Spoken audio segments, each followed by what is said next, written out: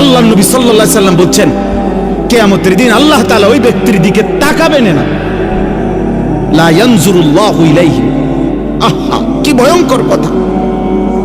ওয়ালা ইউযাক্কিহিম ওয়ালা ইউকাল্লিমুহুম। আল্লাহ তাদের দিকে তাকাবেন না, আল্লাহ তাদেরকে গুনাহ থেকে পবিত্র করবেন না, আল্লাহ তাদের সাথে কথা বলবেন না। ডাক দিবেন নাফরমান, আরে মাওলা তো একটা কথা বলতে দেন, আল্লাহ ফেরেশতাদেরকে বলবে ওরে সরা, সরা এর থেকে, ওরে আমি দেখবো না, ওরে আমি নিষেধ করি নাই, ওরে কি খুব কঠিন কোনো কথা কইছিলাম?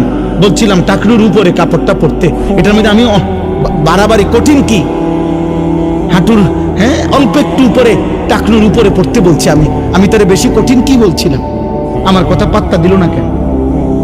যা, তোর সাথে কথা নাই, তোর সাথে কথা নাই।